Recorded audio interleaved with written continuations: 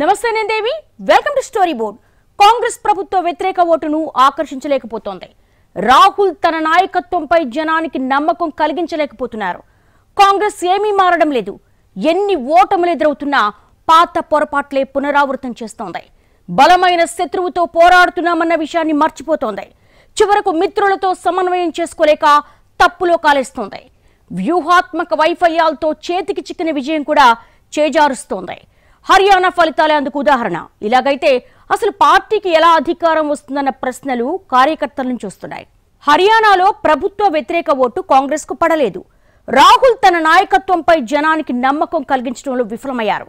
కాంగ్రెస్ ఇప్పటికీ ప్రత్యర్థులు తప్పులు చేయకపోతారా, ప్రజలు విసిగిపోయి తమకు పట్టకపోతారా అనే పాత ఫార్ములాకే పరిమితమవుతోంది.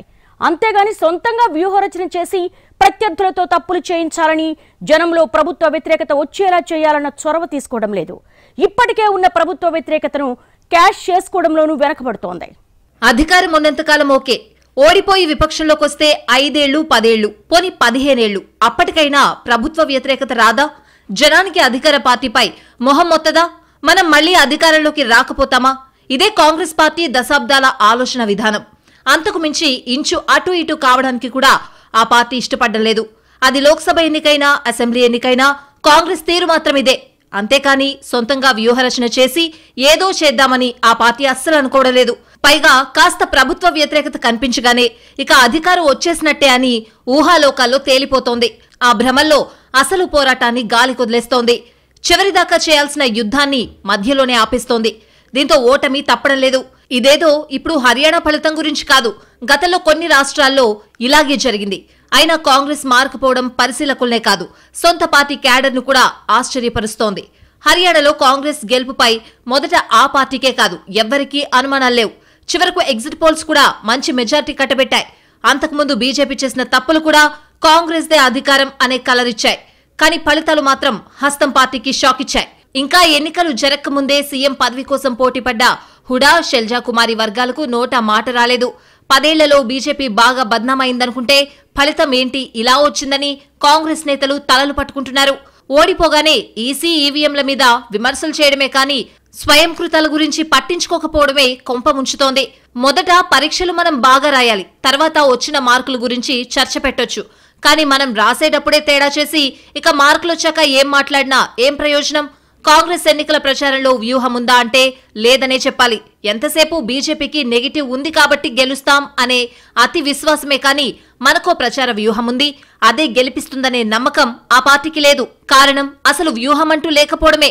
గెలిచిన తర్వాత అధికారంపై దృష్టి పెట్టొచ్చు, మొదట గెలవడానికి ప్రచారంపై ఫోకస్ చేయాలి. కానీ హర్యానాలో కాంగ్రెస్ నేతలు ఆలు లేదు చూలు లేదు, కొడుకు పేరు సోమలింగం అన్నట్టుగా మేం సీఎం కావాలంటే మేం కావాలని గొడవపడ్డారు. అంతర్గత విభేదాలే ఆ పార్టీ కొంప ముంచాయని విశ్లేషకులు చెప్తున్నారు. వీటినే హైలైట్ చేసి బీజేపీ లబ్ధి పొందింది.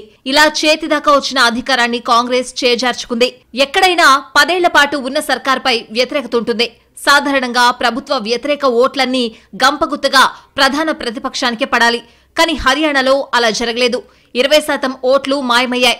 హర్యానాలో బీజేపీకి 39.94%, కాంగ్రెస్ కు 39.09%, ఆప్కు 1.79% ఓట్లొచ్చాయి. కనీసం ఆప్తో పొత్తు పెట్టుకున్నా కాంగ్రెస్ గట్టెక్కేదనే విశ్లేషణలు వస్తున్నాయి. ఇక్కడ బీజేపీకి పడ్డ ఓట్లు మినహా మిగతా ఓట్లన్నీ ప్రభుత్వ వ్యతిరేక ఓట్లే. కానీ అవి ప్రధాన ప్రతిపక్షం కాంగ్రెస్ వెంట ర్యాలీ అవ్వకుండా చిన్న పార్టీల మధ్య చీలిపోవడం బీజేపీకి కలిసొచ్చినట్లు కనిపిస్తోంది. చివరకు ఇతరులు కూడా 11.64% ఓట్లు తెచ్చుకున్నారు. ఈ పోకడే కాంగ్రెస్ ను అధికారానికి దూరం చేసిందనే విశ్లేషణలు లేకపోలేదు. రాహుల్ నాయకత్వంపై ఓటర్లకు పూర్తి స్థాయిలో నమ్మకం కుదరని పరిస్థితి కనిపిస్తోంది. బీజేపీ అంటే వ్యతిరేకత ఉన్నా కాంగ్రెస్ అంటే నమ్మకం లేని పోకడే ఇలాంటి ఫలితాలకు తావిస్తోందనే అభిప్రాయాలున్నాయి. ఓటర్ల నమ్మకాన్ని పూర్తి స్థాయిలో కాంగ్రెస్ పొందలేకపోయిందని తేలిపోతోంది. ఎన్నికల్లో పోల్ మేనేజ్మెంట్ చాలా ముఖ్యం. కానీ పదే ఎదురవుతున్న ఓటముల తర్వాత కూడా కాంగ్రెస్ ఈ విషయంలో పెద్దగా మెరుగుపడ్డం లేదు. కనీసం ప్రత్యర్థిని చూసి నేర్చుకునే ప్రయత్నం కూడా చేయడం లేదు. బీజేపీ పోల్ మేనేజ్మెంట్ తో అందకుండా పోతున్న విజయాన్ని కూడా అందిపుచ్చుకుంటోంది. కానీ కాంగ్రెస్ మాత్రం తీవ్ర నిర్లక్ష్యంతో గెలుపును చేజేతులా పోగొట్టుకుంటోంది. ఎన్నికలు జరిగే ప్రాంతాల్లో ఓటర్ల సంఖ్య, ఓటర్లలో వర్గాలు, ఏ వర్గాన్ని ఎలా ఆకట్టుకోవాలి, వారితో ఎలా పోలింగ్ రోజు ఓటు వేయించాలి, ఇలాంటి వ్యూహరచన సరిగ్గా చేయడం లేదు. పైగా గంపగుత్తగా ఓటర్లందర్నీ ఒకే ఘాటును కట్టేస్తోంది కాంగ్రెస్. ఇది కూడా వర్కౌట్ కావడం లేదు. పైగా రివర్స్ కొడుతోంది. పోనీ సొంత బలం తక్కువగా ఉన్న చోట మిత్రపక్షాలతో అయినా సర్దుకుంటోందా అంటే అదీ లేదు. సీట్ల సర్దుబాటు విషయంలో పట్టుదలకు పోయి కుదిరే పొత్తును కూడా చెడగొట్టుకుంటోంది. ఇలా పొత్తు లేకపోవడం మిత్రపక్షాల కంటే కాంగ్రెస్కే ఎక్కువ నష్టం చేస్తోంది. అయినా సరే హస్తం పార్టీ తీరు మార్చుకోవడం లేదు. హర్యానాలో ఈసారి అధికారం పక్కా అన్న ధీమాతో ఉన్న కాంగ్రెస్ గ్రౌండ్ లెవెల్లో పరిణామాలను అంత సీరియస్ గా పట్టించుకోలేదు. 10 ఏళ్లు అధికారంలో ఉన్న బీజేపీపై వ్యతిరేకతతో పాటు రైతుల ఆందోళనలు, అగ్నివీర్లపై యువత వ్యతిరేకత, రెజ్లర్ల విషయంలో కేంద్రం కఠిన వైఖరి తమకు అనుకూలంగా మారతాయని అంచనా వేసింది. అందులో భాగంగానే కిసాన్, జవాన్, పహిల్వాన్ ఫార్ములా వర్కౌట్ చేసింది. ఈ 3 అంశాలనే తమ ప్రచారాస్త్రాలుగా మలుచుకుంది. వీటితో పాటు కొన్ని తాయిలాలు ప్రకటించి బీజేపీ ప్రభుత్వ వైఫల్యాలను ప్రజల్లోకి తీసుకువెళ్లింది. రాహుల్ చరిష్మాతో పాటు భూపేందర్ హుడా నేతృత్వం తమకు కలిసొస్తుందని భావించింది. భూపేందర్ హుడా వంటి బలమైన నేత ఉండడం, బీజేపీలో ఆయనకు సరితూగే నేత లేకపోవడం తమ బలమని అంచనా వేసింది. భూపేందర్ హుడా వంటి బలమైన జాట్ నేత ఉండడంతో ఆ వర్గం ఓట్లన్నీ తమకు పడతాయని కాంగ్రెస్ అంచనా వేసింది. జాట్లకు తోడు దళితులు, ముస్లింలు తమకు ఓటు వేస్తారని, సునాయాసంగా విజయం సాధిస్తామని హస్తం పార్టీ పెద్దలు భావించారు. రాహుల్ గాంధీ విదేశాల్లో రిజర్వేషన్లపై చేసిన వ్యాఖ్యలను ప్రస్తావిస్తూ ఆ పార్టీ దళిత వ్యతిరేకి అనే ముద్ర వేసేందుకు బీజేపీ ప్రయత్నించింది. దాంతో దళిత ఓటు బ్యాంక్ మొత్తం కాంగ్రెస్ కు గంపగుత్తగా పడకుండా చూసుకోగలిగింది. ముఖ్యమంత్రి పీఠంపై కాంగ్రెస్ నేతల వ్యాఖ్యలు కూడా హస్తం పార్టీకి ప్రతికూలంగా మారాయని చెప్పొచ్చు. భూపేందర్ హుడాతో పాటు సుర్జేవాలా, షెల్జా కూడా సీఎం కుర్చీపై తాము కర్చీఫ్ వేశామన్నట్లు ప్రవర్తించారు. అనుభవజ్ఞుడైన హుడా ఉన్నప్పటికీ అధిష్టానం మన్ననలు ఉన్న సుర్జేవాలా, షెల్జా తామే ముఖ్యమంత్రి అవుతామని ప్రచారం చేసుకున్నారు. పైగా ముగ్గురు ఎక్కడా కలిసికట్టుగా పనిచేసినట్లు కనిపించలేదు. ఎవరికి వారే యమునా తీరే అన్నట్లు తలో దారిలో పయనించారు. ఇక ఎన్నికల నుంచి కాంగ్రెస్ అనేక గుణపాఠాలు నేర్చుకోవాల్సిందే. బీజేపీతో ముఖాముఖి తలపడ్డ రాష్ట్రం హర్యానా. ఇక్కడ గెలుపు అవకాశాలున్న స్వయంకృత అపరాధాలతో విజయాన్ని అందుకోలేకపోయింది. అతి విశ్వాసం, అభ్యర్థుల ఎంపికలో లోపాలు, కీలక నేతల మధ్య విభేదాలు, పరిష్కారంలో జాప్యం, ఇండియా కూటమి పార్టీల మధ్య సయోధ్య లేకపోవడం, వీటన్నింటినీ పరిష్కరించుకోవాల్సిందే. ఇక పోల్ మేనేజ్మెంట్ విషయంలోనూ కాంగ్రెస్ మెరుగుపడాల్సిందే. త్వరలో ఎన్నికలు జరగబోయే రాష్ట్రాల్ని దృష్టిలో పెట్టుకుని వీలైనంత త్వరగా హర్యానాలో జరిగిన తప్పులేంటో గ్రహించాల్సిన అవసరం కనిపిస్తోంది. యుద్ధం గెలవడానికి చాలా వ్యూహాలు అవసరమవుతాయి. ప్రతిసారి గెలుపు కనుచూపు మేరలో ఉండదు. ఒక్కోసారి విజయం అస్పష్టంగా ఉంటుంది. అలాంటప్పుడు కాస్త కృషి చేసి దాన్ని ఖాయం చేసుకోవాలి. కానీ కాంగ్రెస్ మాత్రం కాస్త హైప్ రాగానే అతి విశ్వాసానికి పోయి అందిన గెలుపును కూడా చేజార్చుకుంటోంది. రాజకీయం చాలా డైనమిక్ గా ఉంటుంది. ఒక్క క్షణం అప్రమత్తంగా లేకపోయినా జాతకాలు మారిపోతాయి. అలాంటిది ఎన్నికల సమయంలో ఏమరపాటుకు భారీ మూల్యమే చెల్లించాల్సి ఉంటుంది. ఈ సంగతి కాంగ్రెస్ అర్థం చేసుకోలేకపోతోంది. లక్ష్యం చేరే వరకు పట్టు విడవకుండా పోరాడాలని, ఫోకస్ తగ్గించకూడదనే ప్రాథమిక సూత్రాలు విస్మరిస్తోంది. పైగా గెలుపు ఖాయమనే సంకేతాలు రాగానే ఇక పోరాటం ఎందుకని ఆపేస్తోంది. దాంతో గెలిచే చోటు కూడా ఓడిపోతోంది. పాత తప్పుల నుంచి గుణపాఠాలు అసలే నేర్చుకోవడం లేదు. ఎన్నిసార్లు చేతులా ఓటమి కొని తెచ్చుకున్నా మరోసారి అదే పని చేయడానికి సంకోచించడం లేదు. కాంగ్రెస్ జనం నాడి పట్టడంలోనూ విఫలమవుతోంది. ఓటర్లు వేగంగా నిర్ణయాలు మార్చుకుంటున్నారని గమనించలేకపోతోంది. ఓసారి పార్టీకి ఓటేసిన ఓటరు మళ్లీ తమకే ఓటేస్తారనే భ్రమలో ఉండిపోతోంది. కానీ వారిని కూడా నిలబెట్టుకోవడానికి వ్యూహాలు అవసరమని గ్రహించలేకపోతోంది. అందుకే లోక్సభ ఎన్నికల్లో మెరుగైన ఫలితాలొచ్చిన హర్యానాలో కూడా ఓడిపోవాల్సి వచ్చింది. ఎన్నేళ్లైనా ఇలాగే ఉంటే అధికారం ఎలా దక్కుతుందో కాంగ్రెస్ ఖచ్చితంగా ఆత్మ సమీక్ష చేసుకోవాలి. కాంగ్రెస్ లో నాయకత్వానికి కొదవలేదు. కానీ ఒక్కతాటిపై నడవడమే పెద్ద సమస్యగా మారుతోంది. నేతలు ఎవరికి వారే యమునా తీరే అన్నట్టుగా వ్యవహరిస్తూ బలంగా ఉన్న చోట కూడా పార్టీని బలహీనం చేస్తున్నారనేది పెద్ద ఫిర్యాదు. ఈ పోకడతో ఎన్ని చోట్ల అధికారం పోయినా నాయకులు మాత్రం తీరు మార్చుకోవడం లేదు. పద్ధతి మార్చుకున్న చోట విజయాలు సాధిస్తున్నా మిగతా ప్రాంతాల నేతలు ఆ ఫలితాల్ని ఆదర్శంగా తీసుకోవడం లేదు. నేతలు పార్టీ గెలుపు కంటే తమకు పదవులే ఎక్కువ అనుకునే ధోరణి కూడా కాంగ్రెస్ వైఫల్యానికి ప్రధాన కారణంగా ఉంది. హైకమాండ్ మాట వింటున్నట్టు పైకి కనిపించిన క్షేత్రస్థాయిలో సొంత అజెండాతో పనిచేయడం పార్టీకి నష్టం చేస్తోంది. ఈ విషయంలో కార్యకర్తలు హెచ్చరిస్తున్నా నేతలు వినిపించుకోవడం లేదు. ఎన్నికల్లో గెలుపోటములు ఎవరికైనా సహజమే. కానీ ఓటమి తర్వాత కనీస సమీక్ష కూడా కాంగ్రెస్ లో జరగడం లేదు. పొరపాటున సమీక్షా సమావేశం జరిగితే 2 వర్గాలుగా మారిపోయి పోట్లాడుకోవడమే తప్ప పార్టీ కోసం పనికొచ్చే నిర్ణయాలు మాత్రం తీసుకోవడం లేదు. గతంలో కాంగ్రెస్ గెలవదు అనే పేరు మాత్రమే ఉండేది. కొద్ది రోజుల నుంచి కాంగ్రెస్ గెలవదు, మిత్రపక్షాలను కూడా గెలవనీయదు అనే బిరుదొచ్చి పడింది. కొన్ని రాష్ట్రాల్లో కాంగ్రెస్ వ్యవహార శైలే దీనికి కారణమని ప్రత్యేకంగా చెప్పక్కర్లేదు. అతి కష్టం మీద మొన్నటి లోక్సభ ఎన్నికల్లో ఇండియా కూటమి కట్టిన కాంగ్రెస్ కొన్ని పొరపచాలతో సీట్ల సర్దుబాటును విజయవంతంగా పూర్తి చేసింది. అందుకే గత 2 లోక్సభ ఎన్నికల కంటే మెరుగైన ఫలితాలు సాధించింది. కానీ అదే కట్టుబాటును తర్వాత కొనసాగించడంలో విఫలమవుతోంది. పైగా కొందరు కాంగ్రెస్ నేతలు కూటమి లోక్సభ ఎన్నికల వరకే అని ప్రకటించడం కూడా మిత్రుల్లో అనుమానాలు పెంచుతోంది. ఇవన్నీ సీట్ల సర్దుబాటు చర్చలపై దుష్ప్రభావం చూపుతున్నాయి. అయినా సరే ఈ విషయాన్ని కాంగ్రెస్ సీరియస్ గా తీసుకోవడం లేదు. ఇప్పటికైనా మిత్రులతో మనసు విప్పి మాట్లాడడం లేదు. ఈ అపోహలు, అనవసర అనుమానాలు పొత్తుకు గండికొట్టి అల్టిమేట్ గా బీజేపీకి లబ్ధి కలిగిస్తున్నాయి. కాంగ్రెస్ లో నామినేటెడ్ సంస్కృతి పార్టీని ముంచేస్తోంది.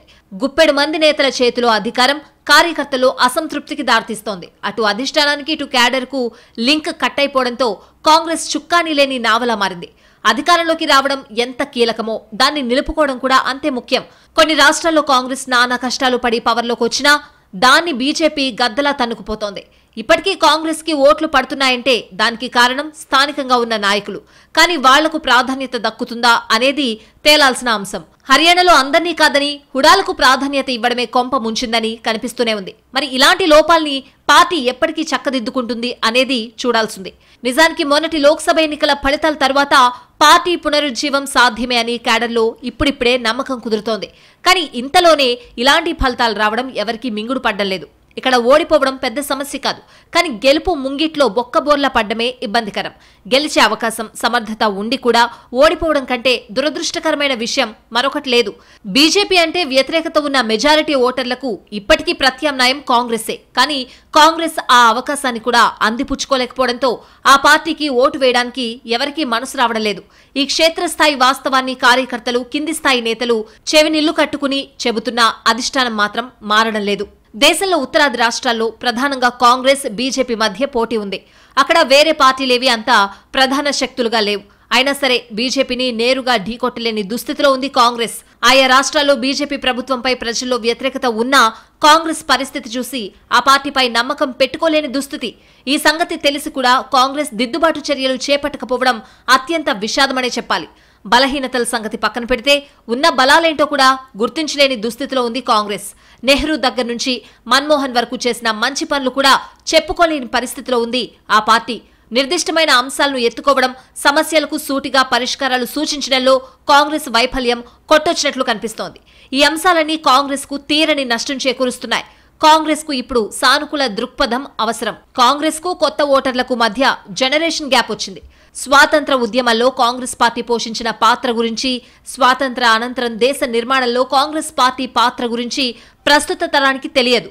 ప్రస్తుతం ఓటర్లు సోషల్ మీడియాలో, వాట్సాప్ల ద్వారా కూడా ప్రభావితమవుతున్నారు. సోషల్ మీడియా ప్రచారంలో కాంగ్రెస్ బాగా వెనుకబడి ఉండడం కూడా మైనస్ గా మారుతోంది. కనీసం ఇప్పటికైనా కాంగ్రెస్ తన తీరు మార్చుకుంటుందా లేదా అనేది ఇప్పుడు తేలాల్సిన అంశం. అర్జెంటుగా వైఖరి మార్చేసుకుని సొంత వ్యూహరచన చేయకపోతే మరిన్ని ఎదురు దెబ్బలు తగలొచ్చు. రాబోయే రాష్ట్రాల అసెంబ్లీ ఎన్నికలు, 2029 లోక్సభ ఎన్నికలను దృష్టిలో పెట్టుకుని ప్లాన్ చేయాల్సిన అవసరం కనిపిస్తోంది. చేసిన తప్పులే చేస్తున్నారు, పాత పొరపాట్లే రిపీట్ చేస్తున్నారు. వరుస ఓటములు ఎదురవుతున్నా మారడం లేదు. సరే, అయిందేదో అయిపోయింది. మరి ఇప్పటికైనా మారతారా లేదా అనేది కాంగ్రెస్ భవిష్యత్తును డిసైడ్ చేసే అవకాశం ఉంది. బహుముఖ పోరు ఉన్న రాష్ట్రాల్ని పక్కన పెడితే బీజేపీతో ముఖాముఖి పోరు ఉన్న చోటైనా హస్తం పార్టీ సత్తా చాటాలి. లేకపోతే ఇబ్బందులు తప్పవు. ఇక్కడైనా జాగ్రత్త పడాల్సిన అవసరం కనిపిస్తోంది. త్వరలో మహారాష్ట్ర, జార్ఖండ్ ఎన్నికలున్నాయి. వచ్చే ఏడాది ఫిబ్రవరిలో ఢిల్లీ ఎన్నికలున్నాయి. వాటికైనా సరైన వ్యూహరచన చేస్తారా లేదా అనేది కాంగ్రెస్ నేతలు ఆలోచించుకోవాలి. రాష్ట్రాల వారీగా వ్యూహాలు రెడీ చేసుకుని సరైన సన్నద్ధతతో ముందుకు వెళ్లాలి. ముఖ్యంగా మధ్యలోనే కాడి వదిలేసే చెడ్డ అలవాటు అర్జెంటుగా వదులుకోవాలి. గత తప్పుల నుంచి గుణపాఠాలు నేర్చుకోవాలి. లోక్సభ ఎన్నికల్లో తగిలిన ఎదురుదెబ్బల్ని చూసి బీజేపీ తన పొరపాట్లు సరిదిద్దుకునే ప్రయత్నం చేస్తోంది. కానీ కాంగ్రెస్ మాత్రం రివర్స్ లో వెళ్తోంది. లోక్సభ ఎన్నికల్లో మంచి ప్రదర్శన చేసిన ప్రాంతాలను సైతం బంగారు పళ్లెంలో పెట్టి ప్రత్యర్థికి అప్పగిస్తోంది. ఈ పోకడ మారకపోతే మాత్రం రాబోయే అసెంబ్లీ ఎన్నికల్లోనూ ఇబ్బందులు ఎదురుకావచ్చు. అందుకే కాంగ్రెస్ అప్రమత్తంగా వ్యవహరించాలి. స్థానిక నేతలతో సరైన సమన్వయం చేసుకుని విజయాల బాట పట్టాలి. కార్యకర్తలు మరోసారి నైరాస్యంలో జారిపోకుండా కాచుకోవాలి. వరుస ఓటములతో కుదేలు కావడం, విజయం రాగానే పొంగిపోవడం కాంగ్రెస్ లక్షణం ఎప్పుడూ కాదు. చాలా ఉత్తరాది రాష్ట్రాల్లో 10-15 ఏళ్లు విపక్షంలో ఉన్నా ఆ తర్వాత అధికారంలోకి వచ్చిన చరిత్ర కాంగ్రెస్ది. కాంగ్రెస్ గెలిచినా ఓడినా ఓటు బ్యాంక్ పటిష్టంగా ఉంటుంది. బలమైన సానుభూతి పరులుంటారు. ఈ విషయం అర్థం చేసుకోలేకే సమస్యలొస్తున్నాయి. కూర్చుని మాట్లాడుకుంటే పరిష్కారమయ్యే సమస్యల్ని కూడా ఈగోలకు పోయి పెద్దవి చేసుకుంటున్నారనే వాదన వినిపిస్తోంది. ఎవరైతే పార్టీ నుంచి వెళ్లిపోయారో ఇప్పుడు ఆయా నేతల నాయకత్వంలో ఉన్న పార్టీలతోనే పొత్తు కోసం కాంగ్రెస్ అంగలార్చే దౌర్భాగ్య పరిస్థితులు ఏర్పడ్డాయి. కాంగ్రెస్ ఎన్నో రాజకీయ సంక్షోభాలు చూసింది, మరెన్నో క్లిష్ట సమస్యల్ని ఎదుర్కొంది. కానీ ఇప్పుడు మాత్రం ఏ చిన్న సమస్యను హ్యాండిల్ చేసే పరిస్థితిలో లేదు. ఉన్న అధికారాన్ని నిలబెట్టుకోవడంలో విఫలమవుతున్న కాంగ్రెస్ ప్రభుత్వ వ్యతిరేకత ఉన్న రాష్ట్రాల్లో కూడా దాన్ని అందిపుచ్చుకోలేకపోతోంది. పొరపాటున ఏదైనా రాష్ట్రంలో సంకీర్ణ ప్రభుత్వం ఏర్పడి అక్కడ కాంగ్రెస్ భాగస్వామిగా ఉన్నా ఆ పార్టీకి పెద్దగా పేరు రావడం లేదు. పైగా ఎక్కడైనా కూటమి కట్టి ఓడిపోతే ఆ నిందలు కూడా కాంగ్రెసే మోయాల్సి వస్తోంది. హర్యానాలో ఆప్తో పొత్తు పెట్టుకుంటే ఈ దుస్థితి వచ్చేది కాదని కాంగ్రెస్ మిత్రులు హస్తం పార్టీని తప్పుపడుతున్నారు. అనవసర పట్టుదలకు పోయి బీజేపీకి మేలు చేస్తోందని ఆరోపిస్తున్నారు. మిత్రుల మాటలు వింటూ కాంగ్రెస్ మింగలేక కక్కలేక అవస్థపడుతోంది. ఓవైపు బీజేపీ సరికొత్త రాజకీయ వ్యూహాలతో విజృంభిస్తూ ఉంటే కాంగ్రెస్ సంప్రదాయ రాజకీయం చేయడం చాలా మంది పార్టీ కార్యకర్తలకు కూడా రుచించడం లేదు. ఇప్పటి పరిస్థితుల్లో దూకుడు రాజకీయం చేయాలని చాలా మంది నేతలు భావిస్తున్నారు. బీజేపీ ఉలిక్కిపడే స్థాయిలో కాంగ్రెస్ వ్యూహరచన చేయాల్సి ఉంటుంది. ఇప్పటికీ కాంగ్రెస్ కు దేశవ్యాప్తంగా స్థిరమైన ఓటు బ్యాంక్ ఉంది. కానీ దాన్ని ఉపయోగించుకోవడంలోనూ హస్తం పార్టీ విఫలమవుతోంది. ఎక్కడ ఎన్నికలు జరిగినా కాంగ్రెస్ తన ప్రత్యర్థుల కంటే కొన్ని మీటర్ల ముందే పరుగు పందెం ప్రారంభించే అవకాశం ఉంది. అయినా సరే హస్తం పార్టీ మధ్యలోనే పరుగాపేసి ముందే విజయం సాధించినట్టుగా ఊహించుకుంటోంది. దీన్ని అవకాశంగా తీసుకుని ప్రత్యర్థులు కడదాకా కసిగా పరిగెత్తి ఛాంపియన్లుగా నిలుస్తున్నారు. ఇదేదో ఒక రేస్ 2 రేస్లకు పరిమితమైన విషయం కాదు. ఎక్కడ ఎన్నికల రేస్ జరిగినా కాంగ్రెస్ తీరు ఇంతే, ఏం తేడా లేదు. కాంగ్రెస్ లో ప్రజాకర్షక నాయకులు కరువయ్యారు. ఏళ్ల తరబడి కొందరు నాయకుల మీదే ఆ పార్టీ ఆధారపడుతోంది. దేశంలో 2014 తర్వాత బీజేపీ సరికొత్త సామాజిక ఇంజనీరింగ్ ను తెరపైకి తెచ్చింది. దానికి అనుగుణంగా వ్యూహాలు మార్చుకోవడంలో కాంగ్రెస్ ఫెయిల్ అయింది. కాంగ్రెస్ ఇప్పటికీ పాత చింతకాయ పచ్చడి లాంటి వ్యూహాలను పట్టుకుని వేలాడుతోంది. గతంలో మాదిరిగా ఓ వర్గానికి చెందిన ప్రముఖ నేతను ముందు నిలబెడితే ఆ వర్గం ఓట్లన్నీ గంపగుత్తుగా పడే పరిస్థితి లేదు. ఇప్పటికీ పడికట్టు పాలిటిక్స్ చేస్తూ తన గొయ్యి తానే తవ్వుకుంటోంది. ఎన్నికల సమయంలో కాంగ్రెస్ తన సొంత ఎజెండాను సృష్టించడానికి బదులు ఎవరో సృష్టించిన ఎజెండా ప్రకారం వెళ్లిపోతోంది. ప్రచారం ప్రణాళికలపై స్పష్టమైన దృక్పథం లేకపోవడం, నిర్వహణ శక్తి సామర్థ్యాలను కోల్పోవడం పార్టీకి శాపాలుగా మారాయి. మొన్నటికి మొన్న జరిగిన లోక్సభ ఎన్నికల్లో పార్టీ పరిస్థితి కాస్త మెరుగుపడిందని కార్యకర్తలు సంతోషించేలోపే హర్యానాలో ఇలాంటి ఫలితం రావడం కాంగ్రెస్ కు జీర్ణం కావడం లేదు. కాంగ్రెస్ కు స్పష్టమైన వ్యూహం కొరవడింది. ప్రస్తుత రాజకీయాలకు పాత రాజకీయాలకు చాలా తేడా ఉంది. ఎలక్షన్ స్టంట్, పొలిటికల్ డ్రామా రాజకీయాలేంటో, నిబద్ధతతో చేసే రాజకీయమేంటో ప్రజలకు తేడా తెలుస్తోంది.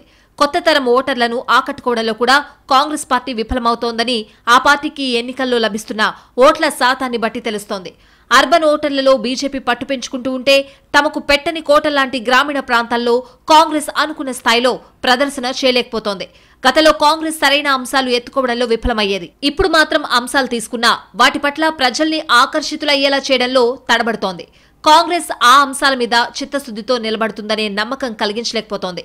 ఓటర్లతో పార్టీకి ఎక్కడో గ్యాప్ వస్తుందనే అంశాన్ని నేతలు పసిగట్టలేకపోతున్నారు.